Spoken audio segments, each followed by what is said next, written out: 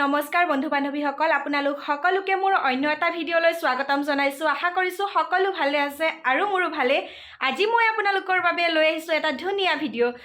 আশা কৰিছোঁ প্ৰথমৰ পৰা শেষলৈকে চাব আৰু আপোনালোক বহুত বেছি উপকৃত হ'ব। তেন্তে বলক ভিডিঅ'টো আৰম্ভ কৰি দিওঁ। প্ৰথমতে ক'ব আপোনাৰ স্কিনটো ড্ৰাই হয়নে অইলি হয়। যদি ড্ৰাই স্কিন তেন্তে এই ভিডিঅ'টো আজি আপোনালোকৰ বাবে।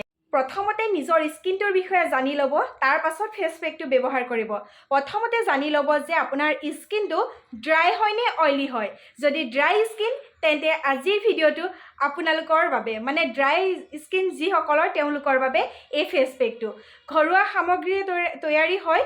সেইকাৰণে আপোনালোকে বহুত বেছি সুফল পাব বুলি ভাবিছোঁ। মই বহুত বেছি উপকৃত হৈছোঁ এই ফেচিয়েলটো কৰি পেলাই, সেইকাৰণে আপোনালোকৰ মাজলৈ আজি লৈ আহিছোঁ। আপোনালোক সকলোৱে জানে নহয় জানো শুকান চাউল ছালৰ মানে স্কিনৰ কাৰণে কিমান উপযোগী হয়।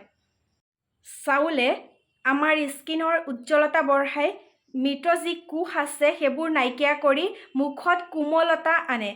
চাবচোন চবৰে স্কিনটো বেলেগ বেলেগ হয়। কিছুমানৰ মুখত খুব কোমলতা আহে, উজ্জ্বল হয়, বয়স বহুত বেছি হ'লেও কম বয়সৰ নিচিনা লাগি থাকে। কাৰণ কিয়, বজাৰত কিনা প্ৰডাক্টবোৰতকৈ ঘৰত তৈয়াৰী যিবোৰ নেচাৰেল বস্তু হয় সেইবিলাক ইউজ কৰিলে বহুত বেছি সুফল পোৱা যায়। সেইকাৰণে আজি মই আপোনালোকৰ বাবে বহুত দিন মই নিজৰ লগত প্ৰয়োগ কৰিছোঁ এই ফেচ পেকটো। মই সুফল পাইছোঁ কাৰণে আপোনালোকৰ মাজলৈ আজি লৈ আহিছোঁ। শুকান চাউল 2 চামুচ ল'ব, গাখীৰ 2 চামুচ ল'ব আৰু মৌ বা মধু 2 চামুচ বা এচামুচ ল'ব। চাউলখিনি প্ৰথমতে কেনেকৈ ব্যৱহাৰ কৰিব, চাউলখিনি প্ৰথমতে ধুনীয়াকৈ ধুই ল'ব, পৰিষ্কাৰ কৰি ল'ব, তাৰপিছত শুকুৱাই পেলাই মিক্সিত গুড়ি কৰি ল'ব। তাৰ লগত 2 চামুচ গাখীৰ দিব আৰু এচামুচ মৌ মিহলাই মিশ্ৰণটো ধুনীয়াকৈ বনাই ল'ব। এই মিশ্ৰণটো ধুনীয়াকৈ বনাই লোৱাৰ পাছত আপোনালোকে ধুনীয়াকৈ মুখত সানাৰ উপৰিও ডিঙিৰ যিখিনি অংশ ওলাই থাকে সেই অংশটো ধুনীয়াকৈ সানি দিব। সানি পেলাই 15 পৰা 20 মিনিট সময় এই মিশ্ৰণটো লগাই ৰাখিব, মানে অকণ শুকাব দিব। তাৰ পাছত কুহুমীয়া গৰম পানীৰে ধুনীয়াকৈ ধুই দিব। ঠাণ্ডা পানীৰে নুধুব, কুহুমীয়া গৰম পানী ল'ব, তাৰপাছত ধুনীয়াকৈ মুখখন ধুই দিব।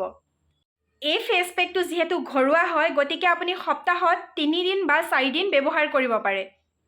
আৰু আপোনালোকে যেতিয়া ফেচ পেক লগাব দিনৰ ভাগত নলগাব, সদায় ৰাতি ফেচ পেক লগাব লাগে, কাৰণ সূৰ্য পোহৰ তেতিয়া মুখত নপৰে। আৰু যিসকলৰ ঘৰত ফেচ পেক বনাবৰ সময় নাই তেওঁলোকেতো পাৰ্লাৰত গৈ ফেচিয়েল কৰে, তেওঁলোকে ৰাতিপুৱাৰ ভাগত ফেচিয়েল নকৰিলে বেছি ভাল হয়।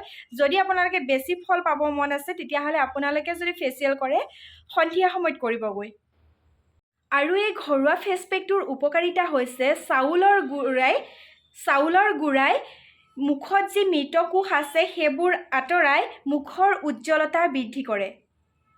গাখীৰে ত্বক হাইড্ৰেট কৰে আৰু মুখৰ উজ্জ্বলতা বঢ়ায়। আৰু মৌৱে মুখখন কোমল কৰে। মৌৱে মুখখন কোমল কৰি বেক্টেৰিয়া মুক্ত কৰি তোলে।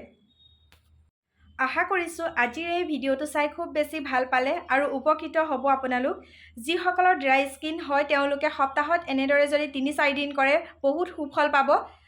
আজিৰ ভিডিঅ'টো আছিল ইমানে। পুনৰ লগ পাম অন্য এটা ভিডিঅ'ৰ সৈতে।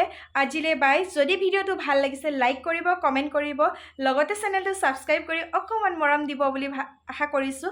পুনৰ লগ পাম অন্য এটা ভিডিঅ'ৰ সৈতে। আজিলৈ বাই। সকলো ভালে থাকক, সুস্থ থাকক আৰু সকলোৱে ধুনীয়া ধুনীয়া স্কিন কেয়াৰ কৰি সৌন্দৰ্যৰ গৰাকী হৈ থাকক।